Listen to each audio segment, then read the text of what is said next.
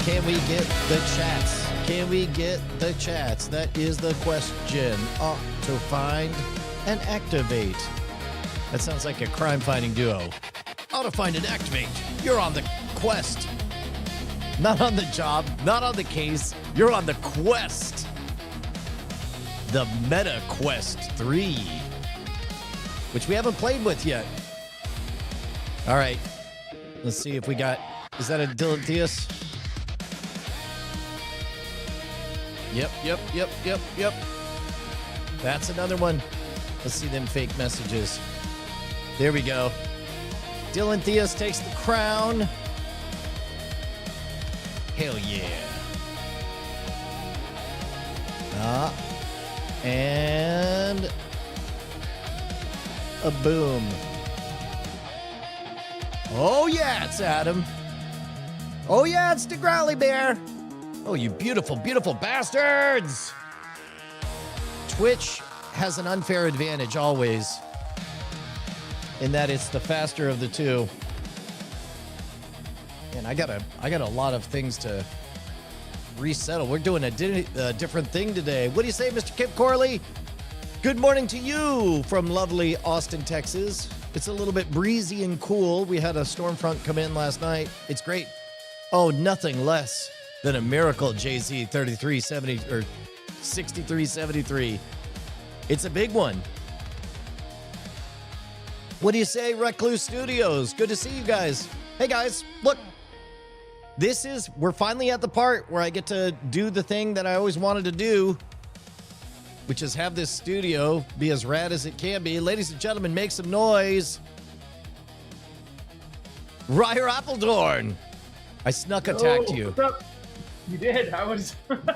Yeah. Well, you see, if this was a proper show, I'd give a proper introduction. But as anybody who's been watching knows, I refuse to make any promises about what office hours is. I make only one promise, and that's, you ever go to university? There's always that time that your professor is going to do whatever the hell he's going to do, but you're welcome to just show up. That's what this is. Speaking of which, did you ever avail yourself of office hours with any of your professors? Oh yeah, all the time. Really? That was the closest thing I had to friends in college. Tell me about that, because I only did it like twice, and I noticed that pretty much that's the ultimate university life hack is if you show up at office hours, you automatically get a +1 to your letter grade. You get a full letter grade. Yeah, definitely. I mean, that was especially the case in my biology and anthropology classes, where it was just like, even if I was like pretty locked in on something, it was like, I actually find it really interesting. So if you've got the time, let's actually discuss this a little more in depth than just like, the papers you've assigned or whatever. So that way that helps me get a better grasp, just having a conversation about it, having coffee and talking about the thing. And it also hopefully is interesting to you. So I did that all the time. By the way, this is one of the slyer references to your incredible mustache. Does the gentleman have any balms or salves available for purchase? That is the right way to give guff, because it has just enough of there's the only way for that rib to land is for you to understand that he understands what you're going for and he sees you for what you're authentically being, but also he can not so much take you down a peg, but just did we talk about that Steven Pinker book, When Everybody Knows What Everybody Knows? No, not directly. Have I gotten you to read it by any chance? Not yet. This might be the inception moment though. Yeah, hold on. When Everybody Knows That Everyone Knows. This is the book here. It's all about recursive knowledge, and I've riffed on it a few times during office hours. But basically, common knowledge is knowledge literally of the commons, right? Where it's like you can assume not just that a thing is true, but that everybody knows it's true, which is different. Like, for example, stop signs. Red means stop. I know that, but it matters very much whether or not you know that. And so then when I find out that both of us stop at a stop sign, I'm like, now I know that you know that, but I notice that maybe your head's facing the other way. So I'm realizing, oh shoot, I know that red means stop, and I know that you know that red means stop, but it kind of matters that I know that you know that I also know that red means stop. Because this is, again, ultimately it comes down to you've got two cars barreling towards each other at 70 miles an hour separated by the fantasy of a yellow line. It matters not just that you know that the red line or that the yellow line shouldn't be crossed, but you need to know that everybody else does. And then you get into interesting moments, for example, laughter, contagious laughter, where I think the example that he gives is Barack Obama's on stage and he makes a joke about government efficiency, something Donald Trump. And one person is first to laugh because he quietly, privately knew that Donald Trump had a lot of bankruptcies. And he knows that the president is actively dunking on that. And to his surprise, that incongruency between his private knowledge and the common knowledge causes him to laugh. Another person asks, why is that person laughing? And then in that puzzle, they piece together the joke themselves, and then they also involuntarily laugh. And then this secret knowledge becomes revealed as common knowledge, which is why the jester, the fool, the crown prince, the clown prince is such an important character in that they elegantly cause secret knowledge to become common knowledge. Anyway, that's a good book. Well, do you ever find yourself doing that thing where like you are over explaining something you're thinking about, not because you think that the person you're explaining it to doesn't understand, but because you desperately need them to understand where your head is in regards to a thing? I think that could be maybe mostly why we explain things to each other. Like it's like you're trying to explain your own umwelt to. Whoa, what is that word? Else. What is that word? There was a scientist biologist who also specialized in symbiotics named Umwelt, who wrote a paper basically saying it's absolutely ridiculous to even try and pretend to comprehend what life is as a bat, because a bat's life, both biologically, structurally, and what it does every day, is so vastly different than the human experience that you don't have any tools to process and understand that. I believe, when you extend it further, you can abstract that all the way out to saying, like, you can't even understand or even pretend to understand what it's like to be another human being, because our lives are so vastly affected just by our little bit of input every day. And pretty much all of humanity is trying to get someone else to understand that and empathize with you, even though they physically can't. Yeah. Oh, I just realized that one of the rituals I always do is I do a lap and make sure that this restream is working. Also, I just saw Itea Alter, a familiar face, Sound, aka Soundwave, who I believe, if I'm remembering correctly, one of my favorite things was he took Penny's rap and made it into an actual track. I think Get Your Toot in Your Pants was the thing. Hang on 1 second. Okay. For anybody who's just tuning in, Ryer and I are going to reveal some of our brainstorming ideas. Do you have our brainstorming docs? I have my little black book. Do you want to? Are we talking about everything? Are we talking about? Let's just brainstorm, because like we got to go over it anyway, because we're sketching out having you down in what, 2 weeks? Yeah. Yeah, hold on 1 second. Let me that's right. Okay, so first I'm going to take a quick peek and make sure that we're live on. Yep. That's great. Test. We'll see whether or not that works. Yo, yo, yo. Mr. Kip Corley says, there's the way you see yourself, the way others see you, and the way you think others see you. Yeah, that's a big part of it as well. Okay, so it looks like X is not showing up in the mega chat. So I can just maybe hit refresh on that. Testy class. There we go. All right, so that's showing up on there.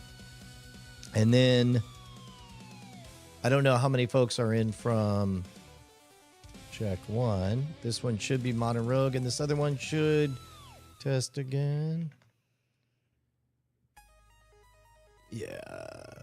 I think one of these here, I gotta say, this is Scam Nation ? And then the other one is Modern Rogue. That seems right. Super. Okay, so we got that both in there. It just looks like you're screaming into the void with all the pop-ups. It's so funny. Yeah. I mean, it is kind of like that, isn't it? So do we have...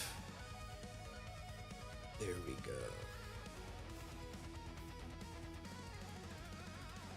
Okay, so let me jot this down on our agenda vision.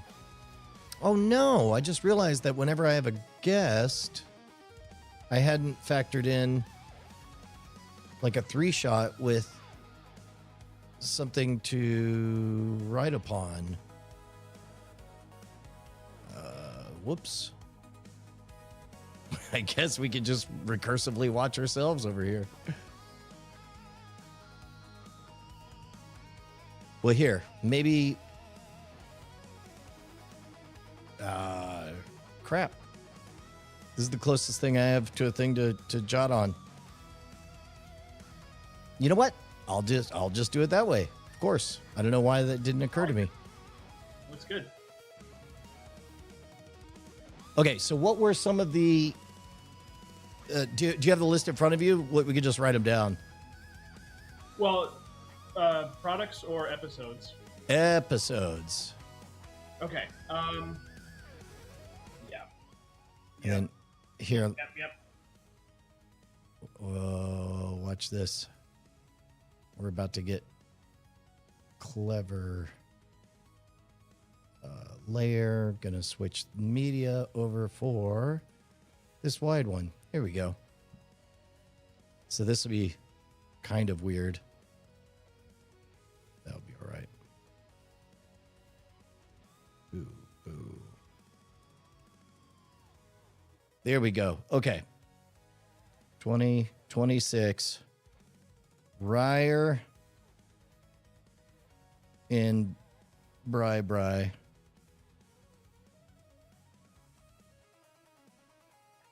Tackle. Number 1, advanced tack. Yep. Everyone's Absolutely. been asking, and in fact, I guess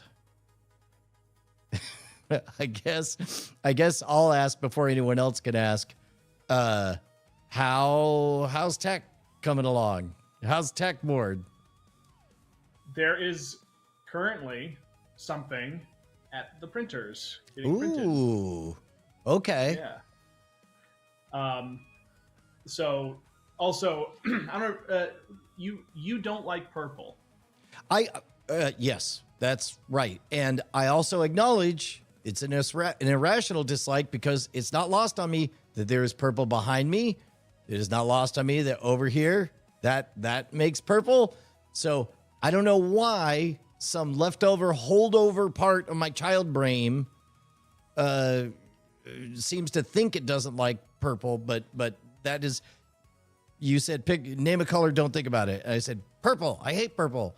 And I was like, why did I say that? I don't know. Yeah. Well, I do that as that's my usual like kind of kicking off thing, where it's like if I'm stuck on something and have someone else give me a rule. Mm-hmm. And turns out when it comes to tack, I don't really like purple either. Oh, great. Well, you know what? We learned something. That's like the flipping a coin just to see. You're not really going to follow the advice of the coin, but you are going to acknowledge, oh, I liked or didn't like that result. Yep. That's how my wife and I pick movies to watch. We have a dice. We assign 6 movies to the dice, roll it, and go, I don't really want to watch that, and narrow it down. And that's how we watch movies. Okay, quick tangent. You mentioned on the phone, this is private conversation that I think we should have in public. You said that there were 4 media things that I batted 1,000 on this year. What were they? Oh yeah. So number 1 was Chef, the movie. Yeah. Killer. And for the uninitiated, what was my pitch on Chef, and what did you like about it? Well, first you were just like, look, if you like wholesome and if you like eating food, just watch this because it's both those things. Right. And if you like remembering Vine. Yeah, right. And then you said, if you ever wanted to see like someone unapologetically talk about their experience with a project completely in metaphor, just know that Chef is about Iron Man. Yeah. And Iron Man 2 specifically. Yeah. Yeah. And it was exactly that in a way. It was like, it was a very fun way to kind of explore like how hard it is to do a collaborative project like that, especially with like big companies, without being like angry all the time. Well, really nice. And you know what I heard recently was, I guess that was Favreau as well. And Favreau and Will Ferrell did Elf, and I believe the story that I read about recently was that the reason there ain't no Elf 2 is that one of them wanted to stick to the script, Favreau. The other one wanted to make up funny stuff, Will Ferrell, and they didn't have a good time doing it. That's got to be a challenge. Like, it's got to be like, I feel like when people were writing a movie for like Robin Williams, you kind of just did like half the script because you knew it was all going to be improv bits that were going to end up kind of guiding things. You have to write stuff deliberately to annoy Robin Williams to cause him to throw the script away, and right, like the rehearsal dancing scene in the birdcage. I don't know about that. Have you seen the birdcage? Yeah. Yeah, so it's one of my family's all-time favorite movies. But there's the scene when they're doing rehearsal, and Robin Williams kind of just like loses his mind and does all of these different dance moves, calling to all these different like Broadway dance choreographers and things like that. And apparently that whole script was written, and for some reason Robin Williams has actually let himself get very frustrated at the character he was trying to talk to, and just did this amazing riff where he did all the dance moves, and then just goes, just keep it all inside. So he does this huge explosive thing, and I don't know, it does such a great job because the character in that movie that he plays is Armand, is like a lot more reserved and inside than I think a lot of people think of him as. But he slowly starts to lose it as the stress of the movie goes on, and that's kind of one of his big moments where you realize, like, oh, when this guy loses it, he goes completely crazy, and it was all improv. That's like was it Blade when Ryan Reynolds says, "Oh, he hates me, doesn't he?" And that was apparently a line in the movie, but not. It was just he was literally talking about Wesley Snipes in that moment. Yeah.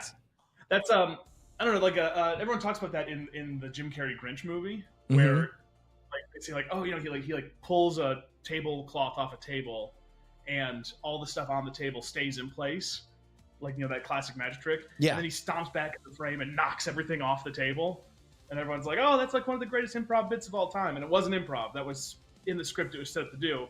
But later in the movie, there's a scene where he takes off his Santa hat and puts on like a U.S. battleship baseball cap, and does a whole riff as Ron Howard, the director of the movie, being a director. And that was totally improv. And it's, I don't know, that gets overlooked. And it's like, oh, it's so funny. Anyway. That's great. So that was Chef. Number 2 was John and Paul. John and Paul, A Love Story. By Ian Leslie. I may have to do a second lap on that.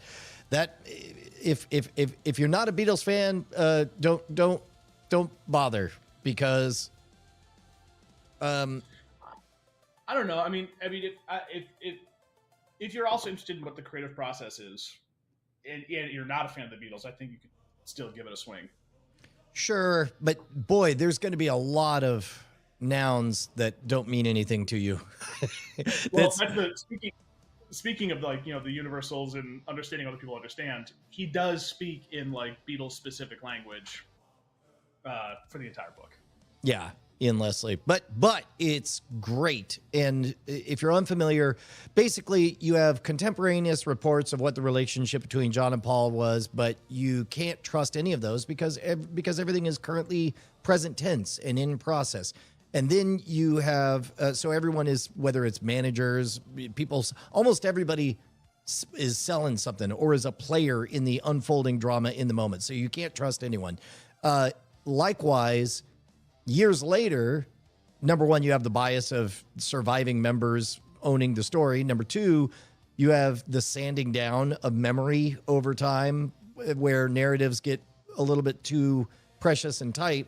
And so ultimately, Ian Leslie says, well, here's the one thing we absolutely have for a fact. The songs they created during this time. And let's suppose, crazy idea, that when they're writing these songs, they're literally just talking to each other, saying the things that they can't say to each other's face because it won't be accepted at face value, but instead letting the art speak for itself and consider how that will be. So the book ends up being this fusion of here's this situation that is happening in the world around them when this song got written. Here's how it got written. This is why it's different than so-and-so was there. So-and-so wasn't there. They had just had a fight the night before or whatever. And now consider this song through that lens. And it's just remarkable. You get a peek into something truly extraordinary. Yeah, it's... I'm going to have to give another go through too. I just re-listened to our guru in Be Useful. Oh, yeah. Which was last year's top 10 Brian recommendation. So I'm going to have to go back and do that again. Okay, so you did just do another lap on Be Useful? Yeah. I still haven't started any of the Arnold Schwarzenegger movies, but I did do Be Useful again. I don't know how much you're going to like the movies, to be honest, after... Well, yeah, I know. It's a good point. Let's say your thing is pottery. You have to be the best potter. And that is one, I think one of the books, and I think the only other book on the list of books that are better as audiobooks would be Hail Mary. But the amount of times that he just like slips little things into the audiobook that definitely are, like when he's like, I'm just going to be reading this, and if you hear me get like bit by my pony, it's because she came into my recording studio. It's like, wait, what?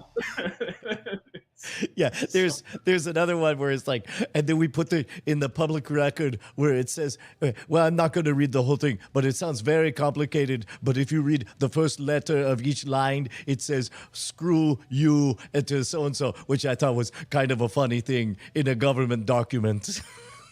And then there's also like moments that are in the written book, but just don't hit the same as like him going like, spent thousands of dollars on an English accent training coach. Jury is still out. I'll let you be the judge of whether I should ask for my money back.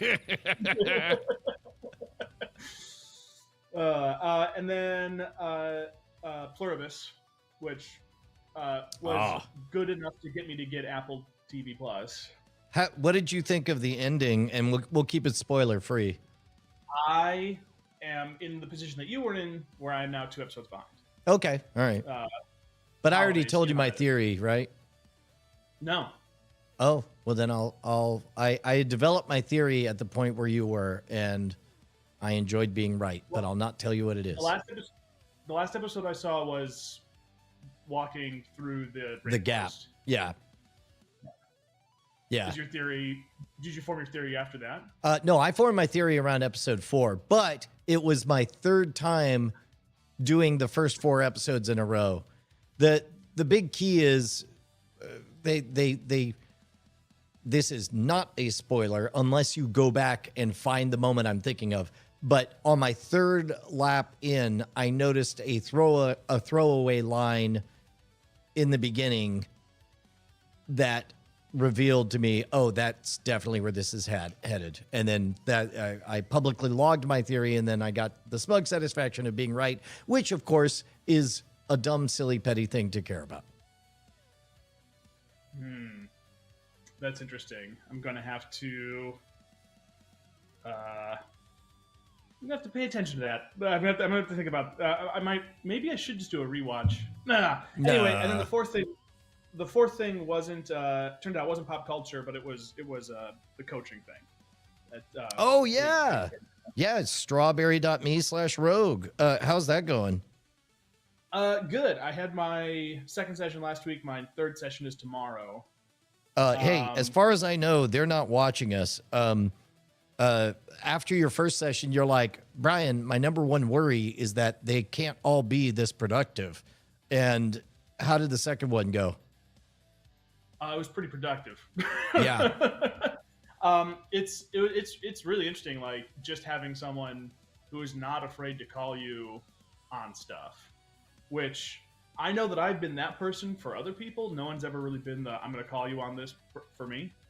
And then also like there was some like in the first week they assigned like that core values exercise. I don't know if you did that too.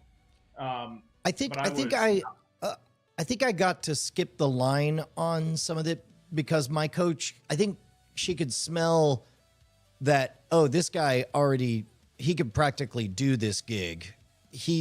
We just need to get to these tent poles. And so I sort of sped run a lot of it like there are tools. It's great. Like already 6 weeks in, I'm the one pushing the agenda where I'm just like, okay, I'm going to give ourselves 2 minutes to celebrate a victory on this, but I don't want to wallow in it because we got other things. And it's just great. She brought up, as you know, I am going through my hippification phase as I understand that humans run on mythologies, and something that would have annoyed me 10 years ago, I thought was pretty neat, is she brought up the fact that 2025 was the year of the snake, and that during a year of the snake, one lens to look at is that's when you shed your skin. You let old things, that dead detritus, go away, and then you get ready for the new year. And the new year, next year, is the year of the horse.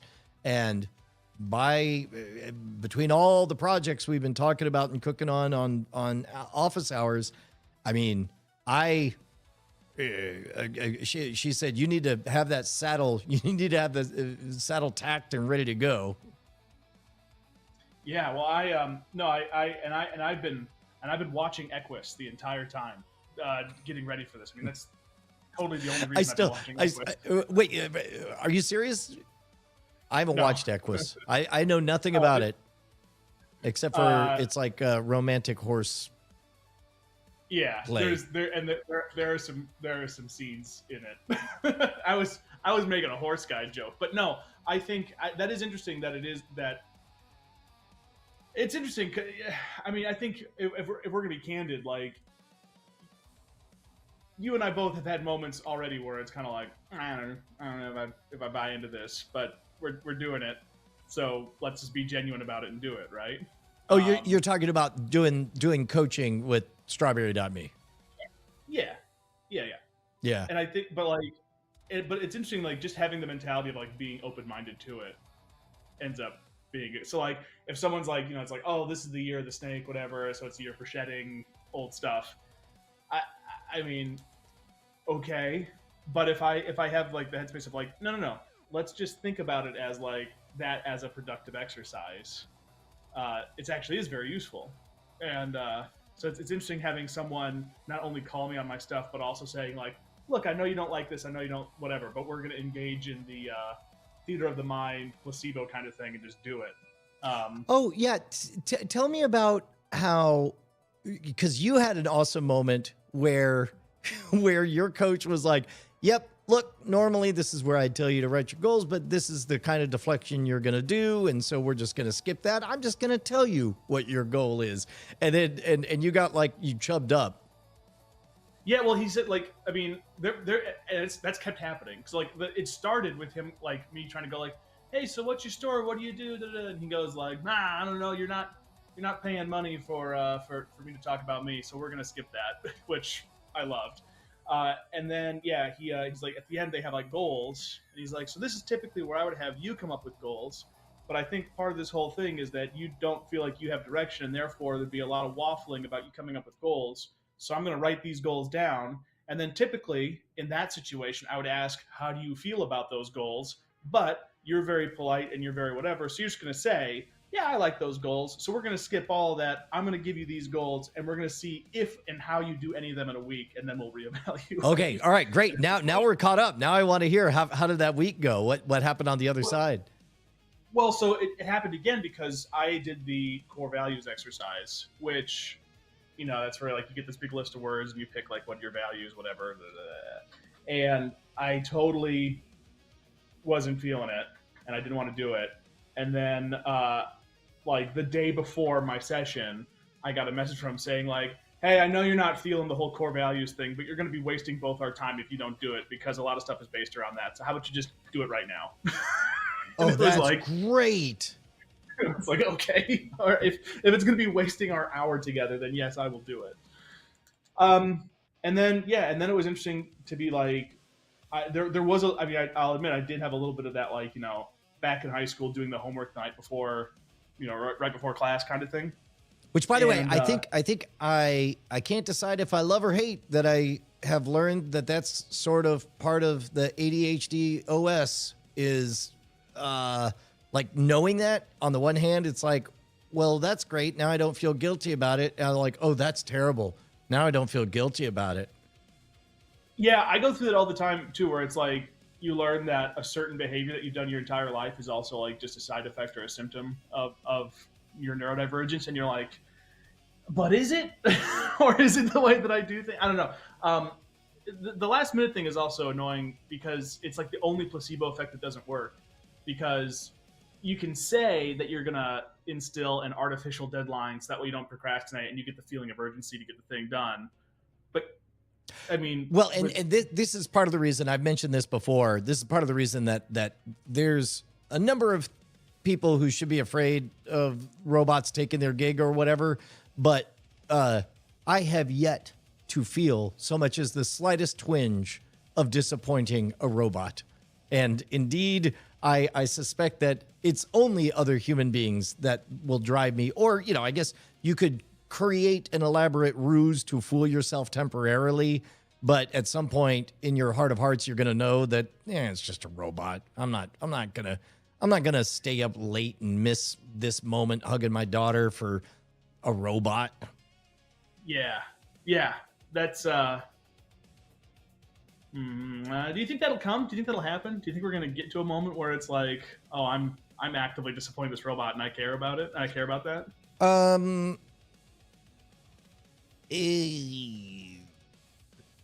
We would have to enter a new social contract of agreeing in general. We would have to, just as we have a shared hallucination in the Bill of Rights and a shared hallucination in that stop signs mean you have to stop, we would have to introduce a shared hallucination that we care what a bunch of circuits think.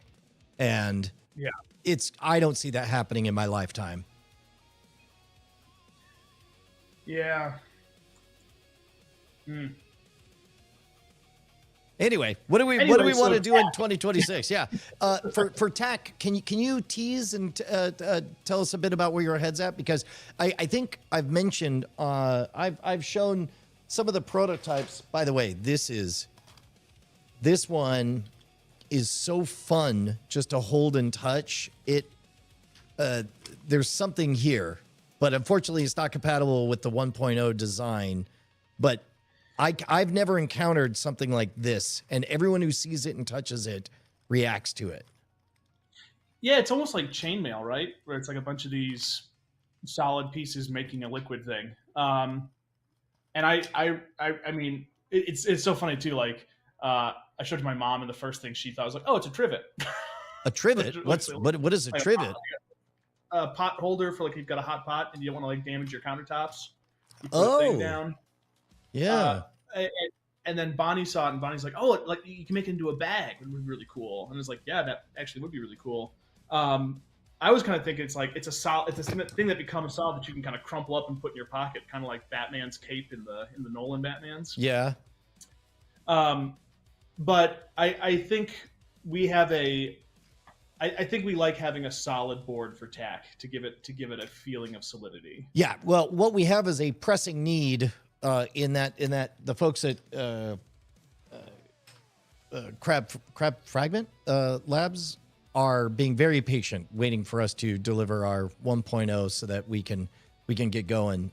I suspect that there's a fair bit of demand for TAC, but the next episode we should be on advanced TAC lessons, and we better have a board to sell by the time that comes along. That is ready to go. Yeah. Yeah. So I did do a 0.5 version, I guess. That is, I think, mechanically the design we kind of want to go with. 0.1 version is much smaller than that one, and has a simpler graphics to it. Went with kind of like an Art Deco kind of cool thing. Well, and also for that one, we can. I just randomly shouted yes across 4 platforms because I didn't hit reply to a person. That's hilarious. I think that we need to not overcook the bit. I think we just need to. I think people are like, can I just have a good TAC board at a reasonable price point? Yeah, and that is going to be the trick, because we want to make something that is good quality and has a tactile feel, because that's a big part of the game, right? Is that feeling of playing it, right? But every little notion of this thing feels good to play adds a metric of cost, right? And so finding that balance is going to be a trick, but we've done it before, so we'll just do it again. Yeah. Sorry, I'm trying to figure out how to put. Hold on. I have an idea. All right. Here. Okay. So TAC, advanced TAC. Wait. So do you have any secrets to share with us? On should I just say what we're doing? Yeah. On TAC, like, or just give us a morsel. Give us something to get excited about. I am very excited about having like the all metal playing pieces. I don't think that is something that, I mean, wood on wood is great, all this stuff, but having the weight and the heft of all metal playing pieces is going to be really fun. And so how far off are we from being able to play and tinker with that?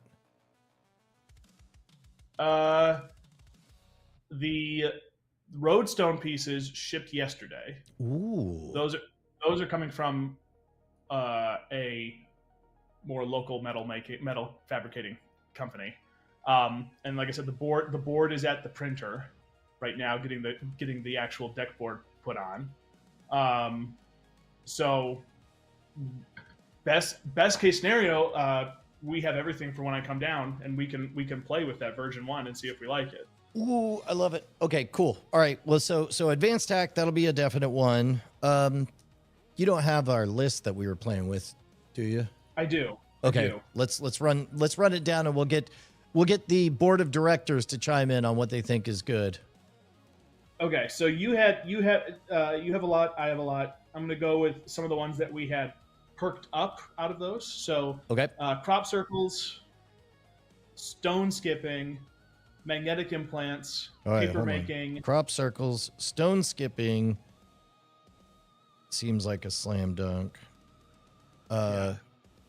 Crop circles. That would be a time of year thing, huh? Yeah, maybe. I mean, I don't know. That could be a thing where we don't necessarily have to go full scale crops, but like if we just stop mowing the lawn right now. Yeah, you're right. Or mow it. Oh, yeah. Winter is rough. I don't know. We'll figure that out. Yeah. Then we had crop circles, stone skipping, magnetic implants. Mm-hmm. That might be more of a deviant thing. Paper making. Paper making is an easy one because Bonnie actually, she sold craft paper. She spent the year recycling egg crates into bespoke high-end stationery. Yeah. Paper making. Yeah, and I do a similar thing. You know, I learned it from my dad, so I've got tons of like paper my dad made, all kinds of stuff. So that one would be, and it could be fun. We can get a lot of people involved in that. We can all make paper. Gunpowder painting. Whoa, that's right. Remind me of that one. That's where you paint. You do like sand painting, but with gunpowder on a piece of wood, and then you light it, and it wood burns your whole image instantly. So you're doing like pyrography and sand painting all in one go. But I think that would make some interesting looking visuals. It'd be fun. It'd be interesting. It'd be engaging. It'd be quick. It'd be cheap and easy. Yeah. That sounds great. Cheap, easy, and fast. Those are three things that usually are words that are ominous shadows. Yeah, yeah. Metal casting in the kitchen. Safely and affordably casting metal in using stuff you have in your kitchen. In the kitchen is a good hook.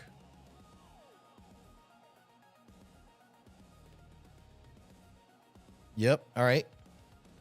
And then there is a telegraph, building and working a telegraph and repeater that would allow one of us to be in the warehouse, the other one of us to be on the other side of the 7-acre wood and send a message back and forth to each other. And I think adding the twist of doing it with, you know, this is all from the hardware store or all 3D printed or all something like that, but doing actual like solenoid based repeaters and talking about all that would be really fun. Yeah. So yeah, well, and in general, our goal is to go from 0 to 1. We're unconcerned. Like what we want to do is, and it's taken 20 years to identify this theme in everything, going back to episode even before Scam School, Brian Brushwood on the Road. It's like there's book learning and then there's doing. And I don't care how little over the edge of going from 0 to 1 you go. Like if you just get to, yeah, I can see where it goes from here, then you're done. That's fine. What I care about is getting over that edge. And I think that's great. Another one, I think I might have pitched this one. A working telephone. Did I tell you about this? Well, we talked about converting the turn of the century telephone into like an interesting thing that does Bluetooth and all that. Sure. No, what I am talking about is when I was in 7th grade, and I've not seen anybody do this on YouTube yet, but somebody did a demonstration clamping up a couple of wires and setting, I want to say it was either aluminum foil or tinfoil or something, and they took graphite pencil, they clicked off a bunch of graphite from a pencil, and then something about a membrane on there so that as you talked, they vibrated enough that caused enough of a connection that it came out of a speaker. They made a working telephone out of pencil shavings and foil. That sounds dangerously close to our record player. Yeah. And I am here for it. Yeah. Yeah, no, that was a fun one too. Very similar to that on my list, I have World War I trench radio. The crystal radio.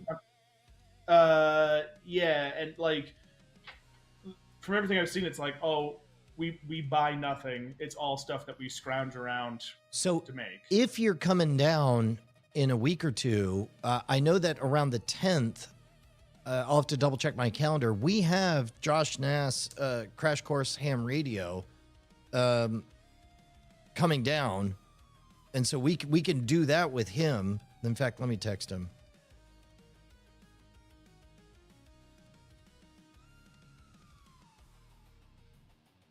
What did you call it? Trench radio. World War I trench radio.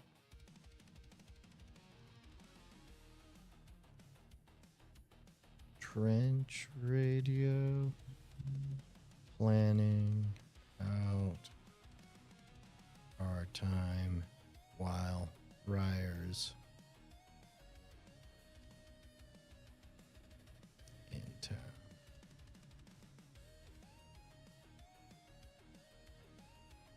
Cool.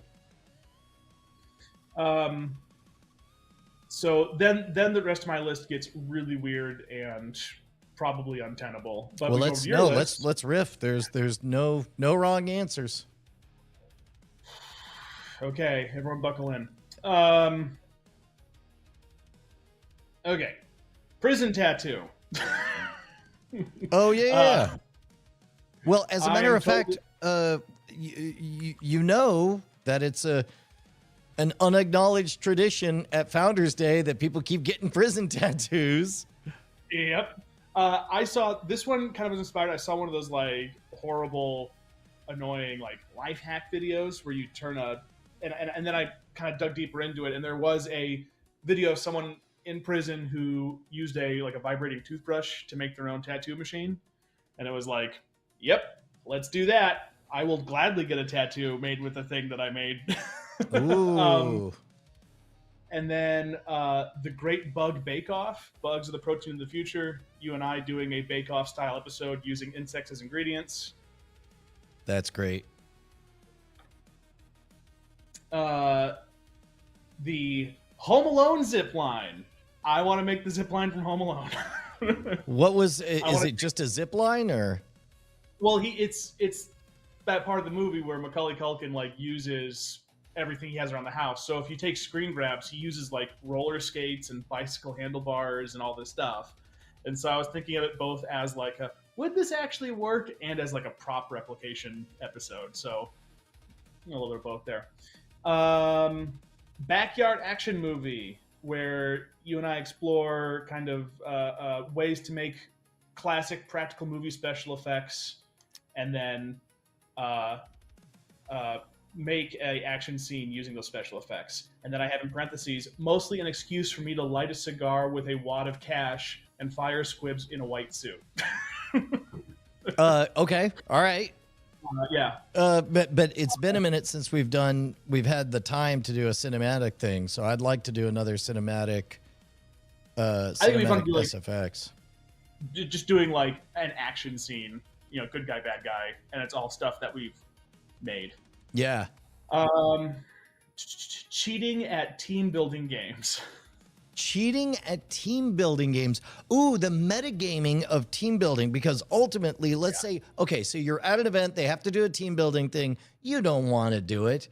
And the shortest path is not to put up resistance because that's what they deal with all the time. They deal with people who don't want to do it and they force you to break through your barriers or whatever. So how to fake compliance. See, now we're back into that recursive knowledge when everybody knows that everybody knows. How to fake success at team building. That's great. That's hilarious. Then I have Sharp Dressed Man, which is it was a twofer. One was us getting properly fitted and everything for suits. Yeah, there is a place that is interested that is literally down the road. In fact, do you want to reach out to them and see about setting something up? Yeah, I will. I will get that information for you later today, and we can do that. Yeah, did I send you their name? Nope. Let me do that right now so it doesn't evaporate.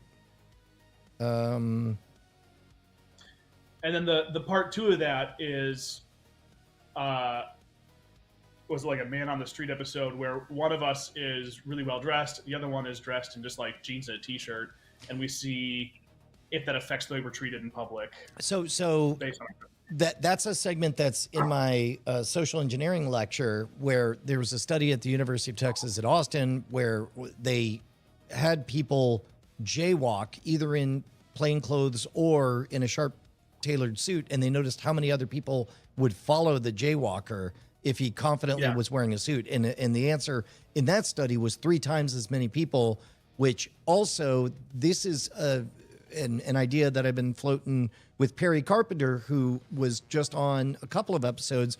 We were talking about what if we did a run of Modern Rogue episodes where all we do is cover the classics, the Milgram experiment, the Stanley experiment, I think I'm the Stanford experiment, blah, blah, blah, blah, blah, all of that, but just cover all of them, including that. So let's do jaywalking. Yeah, it's kind of outfits. on Ice Cream Social with our friends Matt and Mattingly. They have a running gag where it's like you can get into any event you want if you dress in all black and carry a ladder. You can get anywhere and do anything, and it's the same thing. Yeah. Just sorry, I'm trying to find the name of the suits. I'll just type the word suits. Pardon me. uh-oh. Oh, yeah? What's that? That's my low battery alert. Oh, that was kind of fun. I kind of liked it. It made me want to respond in kind. I wanted to talk like this. By the way, I set up, let's see.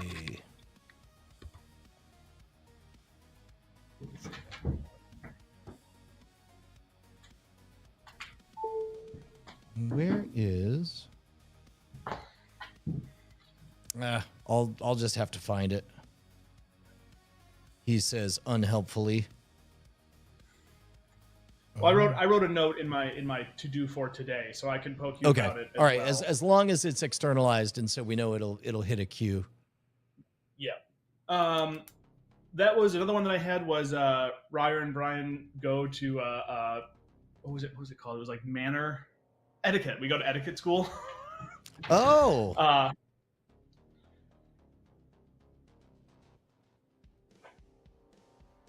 And there's there are like 3 different schools in the greater Austin area that all teach like traditional etiquette. Oh, you know what?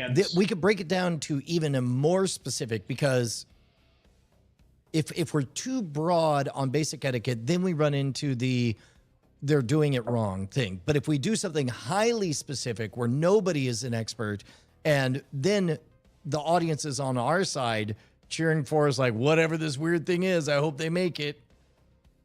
Yeah, I got this book called like 50 Things Every Young Gentleman Should Know.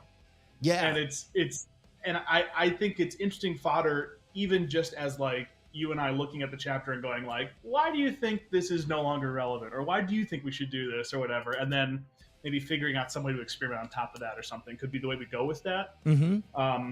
Rather than getting a chaos factor of some other expert involved, kind of giving our own context internally or something. Yeah. So, not to get too far into the meta, there's times that Monologue plays the dipshit who's just, I don't know, let's try it. And then there's times that it's like, no, this is my world. I'm Ryer and I know a thing about this. And then Brian plays the student, or as we did with the human crazy straw, I'm like, no, I'm pretty sure I know a thing or two about the human crazy straw. Let me teach Ryer. And then there's the times that, we both collapse together as the student on there. We just have to figure out which of those lanes we had wanted to be in. Right. Speaking of the human crazy straw, I am totally down if you are open to teaching more of your knowledge in that arena to me. I would love to do a couple more episodes, because I really enjoyed that one. I think that episode turned out great. I felt terrible though, because you got a terrible abscess in your throat and got sick, and it was all my fault. If I didn't have an overactive, like really eager go get him immune system, that wouldn't have happened. I know, but now I know it can happen.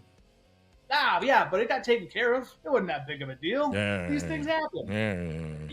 You're not gonna get a throat abscess from doing blockhead.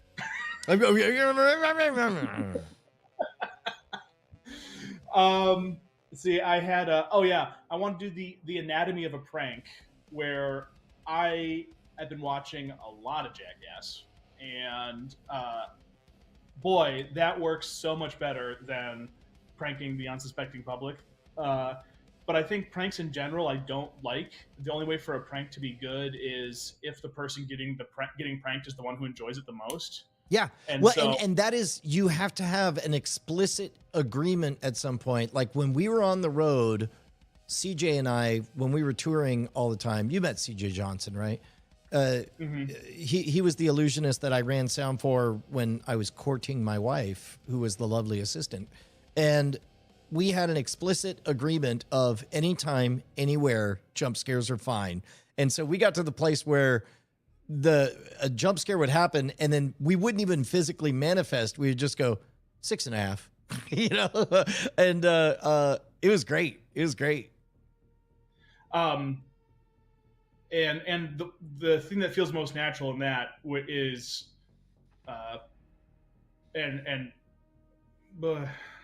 there's gray area here, but I think pranking Josie, because you know them well enough that we could figure out how to get them good without like. I wonder, you know what? Well, this one's complicated because you are an extremely skilled and gifted artist, but I'm wondering, what can Josie teach us that would be interesting? Yeah, I would. Yeah, I think there's a lot of room there. I think there's a lot of room there that we need to figure out what to do with. Yeah. This is the crass counter response is like, yeah, if only 18-year-olds knew anything. like this is the bias of being 50. Yeah. like I'm at the peak of knowing whatever it is I'm gonna know. Okay, so I wrote down, let me see if I can find our Discord chat. Yeah, I've got it here. Okay. Hang on. A general idea that I thought was interesting would be it was also kind of an idea of just cover the classics of metagame. How many of these everyone knows? I think it was riffing on the XKCD today's 10,000 lucky 10,000. So basically, hey, here are 7 things that quote unquote everybody knows, and we're gonna do them, and we're gonna find out. Somebody at home, you're gonna self-report. Are you one of today's lucky 10,000 where for whatever reason you didn't know about Diet Coke and Mentos? Yeah, I can. Do you want me to start reading the list to you? Yeah. Okay, so Ernie Klein did that. Barefoot with Dad did that. Squirrel fishing. Yep, that one needs an ending. Cloud chamber. Yep. Chocolate speed of light. Yep. What is that one? That one, well, I kind of don't want to burn it, but I have a feeling we'll both forget. You can calculate the speed of light by putting chocolate in a microwave.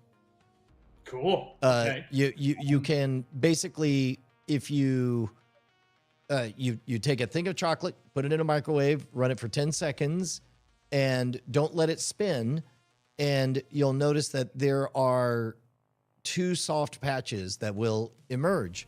Those are an interference pattern based on the wavelength, and the wavelength of the microwave is on the back of the microwave. It's part of the UL electronics on there.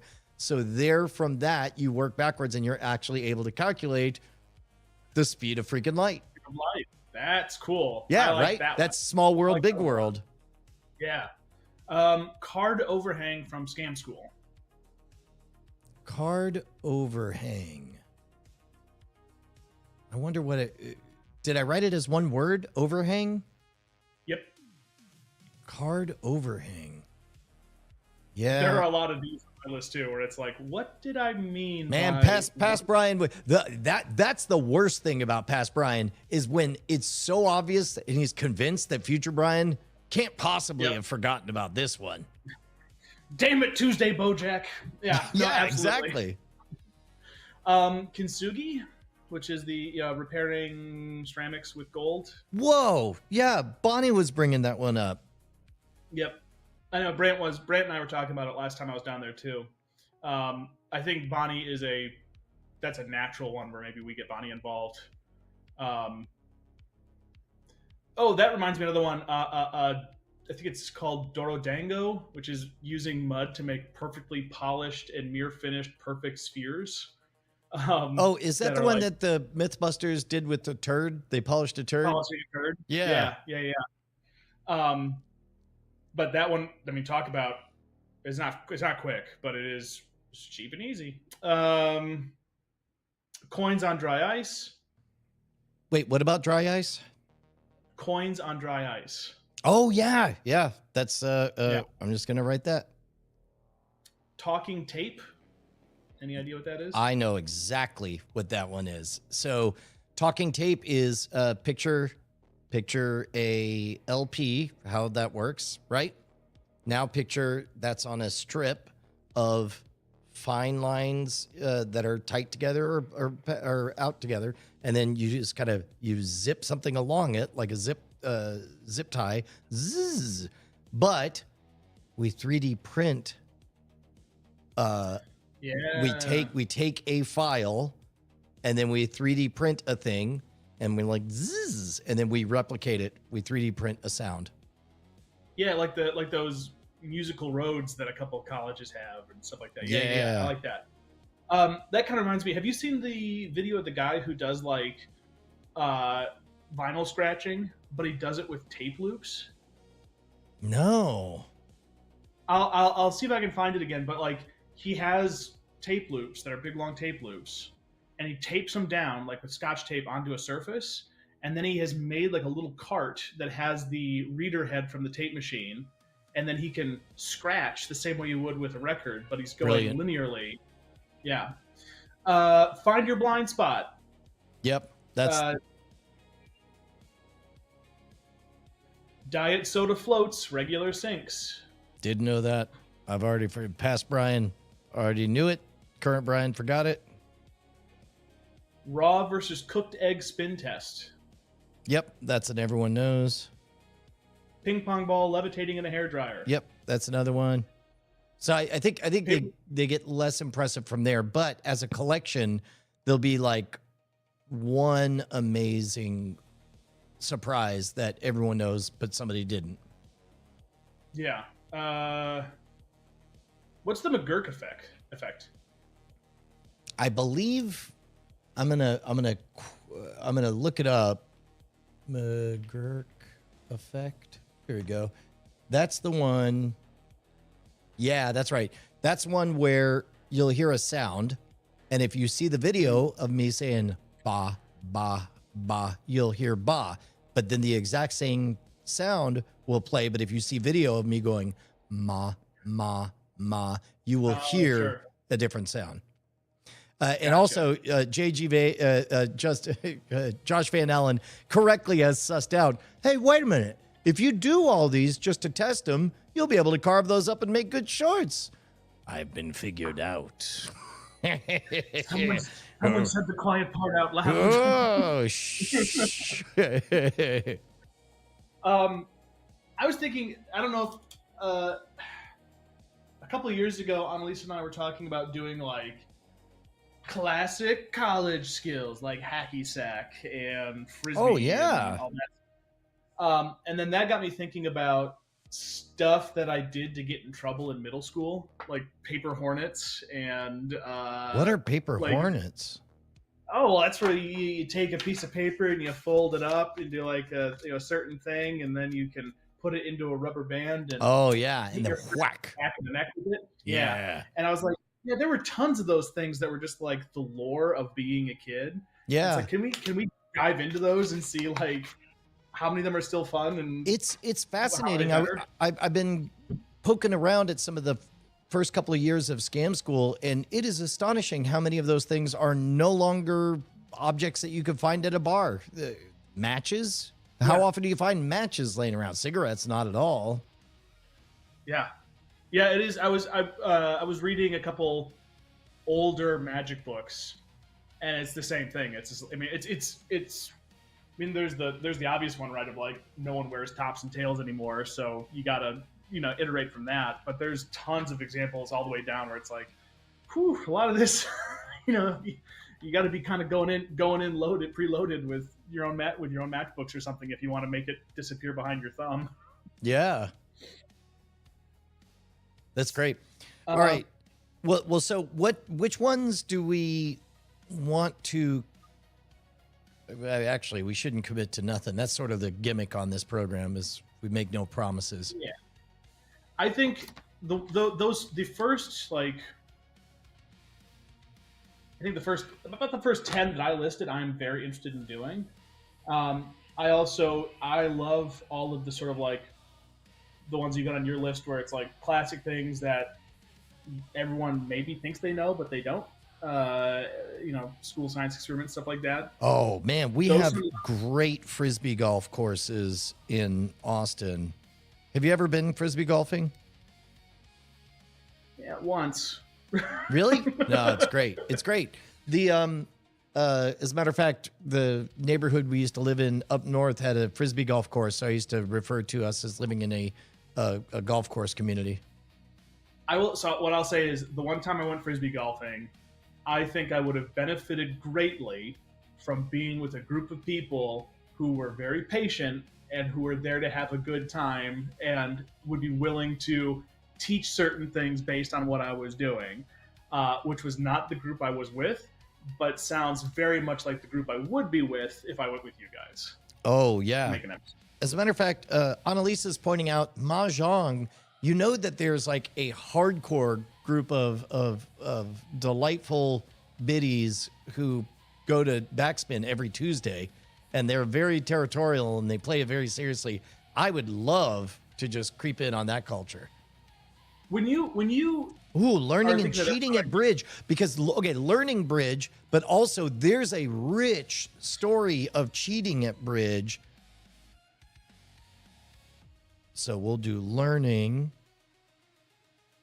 Oh, that was some other ones that we talked about, like really basic surface level things. Like I don't know how to play poker, but that's a great game for in a social situation if you want to pass time. So learning to play poker, euchre, those basic card game things. We talked about doing a lot of those too. Yeah.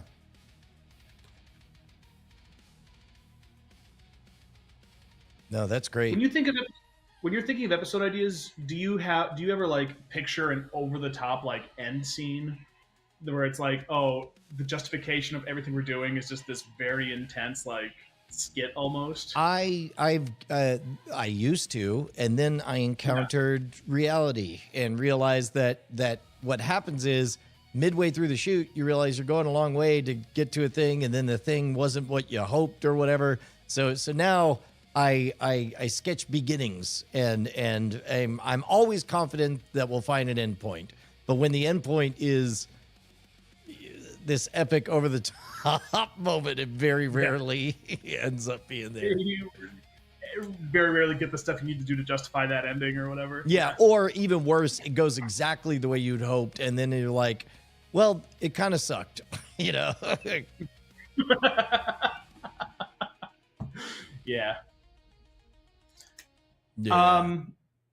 So and that's only like the surface, but we could go on all day about that. Do you want to go over a couple product things? Yeah, quick, sure, or do you sure. wanna- Yeah, no, let's talk about that, because we're about to, we made it through the holidays, and 3 cheers for Annalisa. I can't wait for you to see how the Scam Shack is looking. She is just crushing it and is doing an extraordinary job of keeping everyone happy through the holidays. We had to push back the mysterious 4th Brian Brushwood book test because it turns out what I thought would be the hard part is less hard than I thought.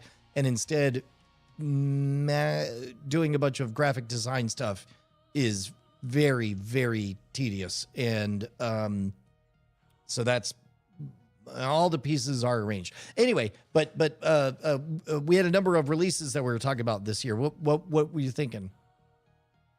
Well, we have some interesting.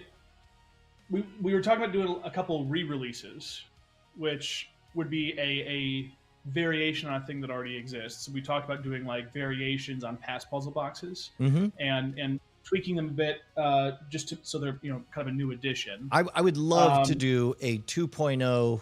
So of all our ARGs, the one that I'm most pleased with is Vox Tempest, and that one unfortunately had 16 articulated parts that made it, shall we say, a bit ambitious to try to scale.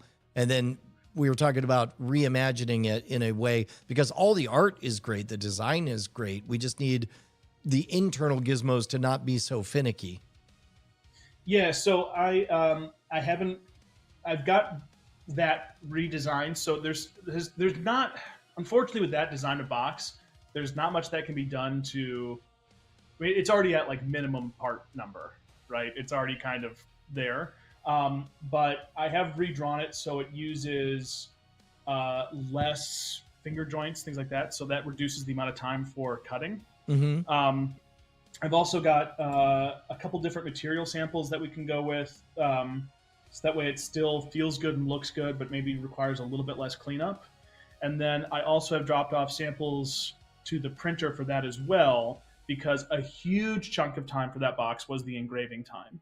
And if we can print those graphics rather than engrave them, that ends up saving us a lot of time, which helps with production.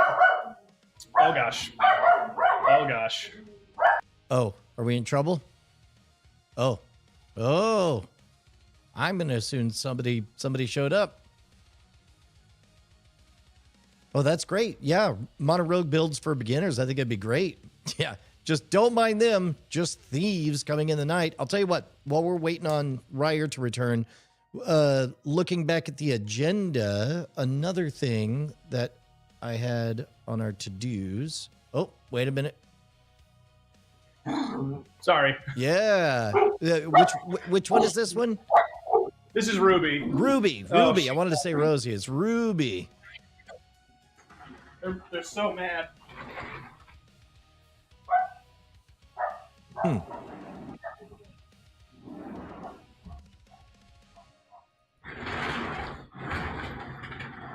Yeah, there's a blizzard going on here currently. Oh. And I guess the neighbor's kids decided it was time to play out in that blizzard. And I mean, dogs don't like that. Oh, got it. Do you think the dogs are like threatened, or if they're just like, "What are you doing? It's terrible out there. Get out." Knowing my dog the way I do, I think Ramona is just playing along with whatever Ruby is doing, because Ruby is the big dog. Even though she's the little dog, she's the big sister thing. Mm-hmm. And I think Ruby just hates the neighbor kids. It's not a fear thing. It's not a concern thing. It's a I want to kill you thing. And that's Ruby. Anyway, sorry, you were talking about something? Oh, I was going to share. This is actually a fine diversion. Here, let me show you. I had a new adventure, a new thing, something I ain't never seen. I don't know if you know this, Ryer, but I've been around the block on the YouTubes, and I've seen a lot of patterns come and go, especially over the last year and a half, as I've immersed myself in posting nearly 1,000 pieces of content and individually watching how every single one of them responds. Oh, hold on one second. Sorry. ADD moment. I can't handle this horizontal chat ticker cutting off where it's cutting off. So if here, let me throw some test. Everybody spam chat. And then, or actually I could just let me trigger some fake messages. There we go. And then I can, oh no, horizontal chat ticker number 7? Question mark? No. Which one is the, oh wait, I see what I've done.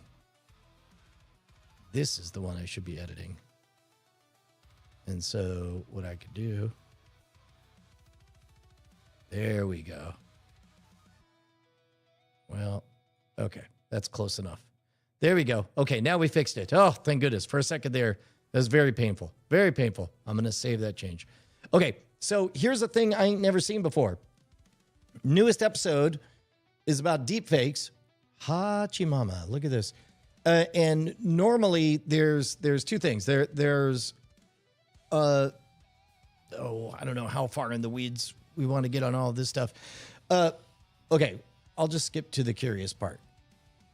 This one here, top traffic sources, external 72%. I'm like, what does that mean? Because that was a sizable chunk of stuff. And that's not algorithmic. That's browse features then and suggested videos. These are all flavors of YouTube inspiring things on YouTube, right? And then I go to, let's do this, Google. And I go poking around. We'll see if it's. If you Google deepfakes 2026 in Google outside of YouTube ecosystem, this pops up. Oh, this is hilarious. When I read, oh, that's hilarious. So so this popped on Google because anybody searching deepfakes 2026, we were number one. And I just noticed that the numbers dropped down, and it says the robot was saying that the only way this will go away is if somebody shows up with an identical title, only is more complete than you. And it looks like IBM did it the very next day. That's hilarious. But at any rate, the important part is that is a vector I ain't never thought about, is actual organic SEO traffic. And I guess I'm sort of off SEO in general just because I feel like everyone's going to ask their robot BFF instead. Anyway, well, I thought that was going to be a more robust thread to chase. But it turns out that now it's just, we're back to, I'm keeping an eye on it.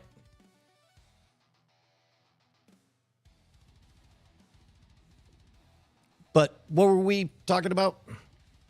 Products. Yeah, what else we got? Ruby, I'm in the middle of a thing. We talked about. Come here. So we did the puzzle box redesigns for Fox Tempest, Labyrinth, and Kraken. And then we had started talking about the red leather case. Yeah. That one I feel like we should talk more about when you're here. I agree.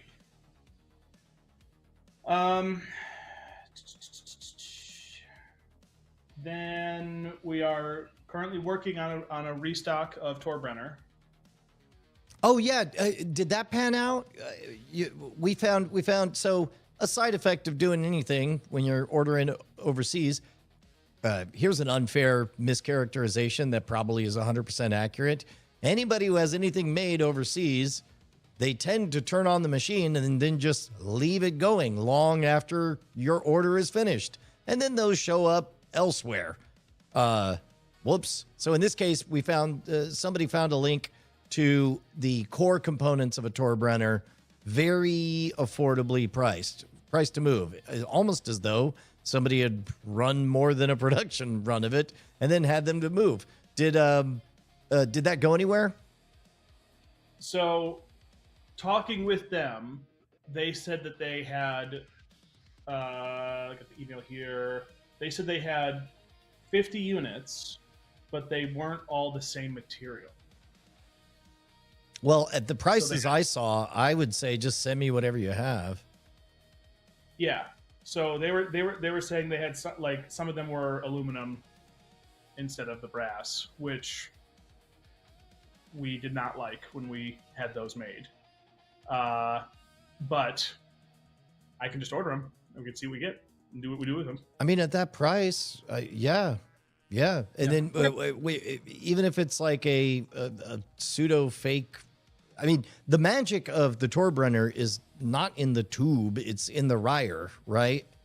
So my guess is a one-off edition of, like, for example, if there was a custom story being told by Ryer, then that would trump what material it's made out of. Yeah, it's it might. I'm willing to experiment with that. I'm willing to figure that out. I'm willing to play with that because the I think part of that is also like the heft and the feel of the thing, and the material is the material that they're machined from that's an important vector for that. But if we are playing and exploring with that element, then I'm willing to take the gamble on that. Yeah. Then I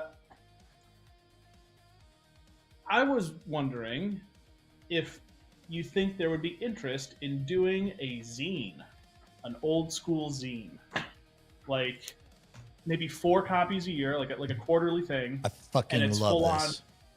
on Xeroxed, stapled, and it's got articles from you, from me, from Bonnie, from members of the community. It's got illustrations. And it's the only way to get it, and it's stupid. It's not rationally expensive. It is okay. So a trend. I fucking love this. I'm cursing twice on it, even though we're on LinkedIn. Sorry, LinkedIn. Oh yes, sorry about that, because I got distracted. I was flashing a message on there. Okay, so I've heard them referred to as analog islands, and I think that this is a trend that I've smelt coming, but I didn't know how it would manifest itself. Did you know that vinyl records bottomed out in sales in 2009 at 900,000 copies? 900,000 vinyl albums sold that year, and that's the lowest the number ever went. Vinyl is on the upswing. Stick shifts are on the upswing. Polaroid cameras are on the upswing.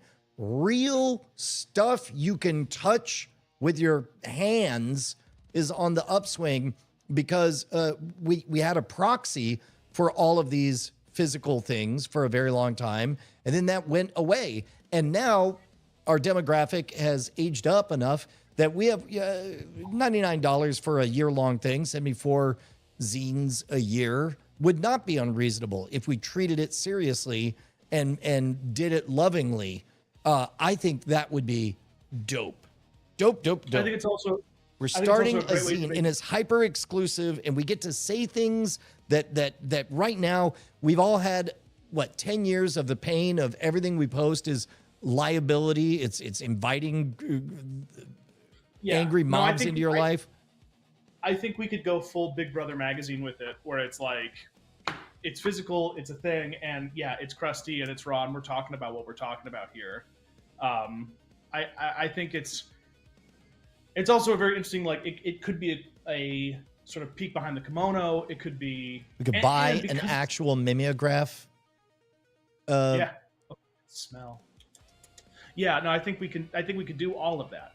And I think it'd be cool, too, because it's also... Because it's a zine, it's a place for us to, if we want to follow some of our off-topic tangents, it's a space where we can do that. Yeah. So... Oh, this is... yeah. Pixel 3 DVR, I'm sorry, man, I got to push back. Pixel 3 DVR says there's no substitute for pirated digital media. Physical, some old fart stuff. Man, I'm not impressed unless you're leaving the house. And take it from this, look, as an OG pirate who had to give it up because the spotlight got too big, I understand the appeal. But now I'm on the smug other side, where I do real effort for real people. And digital piracy, not earned. You didn't sweat bullets. You didn't dodge a Fed. You didn't wash trash off of your body by the time you're done. Unearned glory, not real. I fake. That's where I'm at. I'm here for real piracy. Yeah, if you want to be a pirate, you got to grow a dumb mustache like this and then go swashbuckle. Exactly right. Yeah, Cliff Horn is suggesting that we print them slightly crooked. Pretty sure we'll have that covered. Have that covered. Yeah. That's the best thing about it, is that this would be genuine. There would be no, using Photoshop to replicate the Xerox effect, because we would be doing Xerox. I wonder, I guess we could do a tape too. Like send out tapes in the mail. Yeah. Well, speaking of that, we've got a vinyl presser and a tape master maker as well. So what's the turnaround time on the vinyl? Fairly quick. It's about here. Let me pull it up.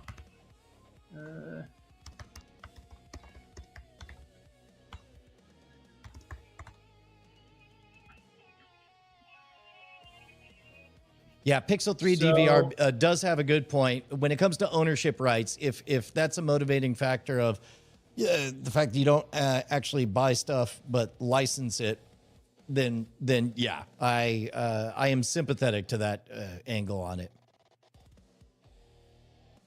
Yeah, more with Sohan. We do need more Sohan in our lives. 6-week turnaround for records. Is it reliable, do you think, or?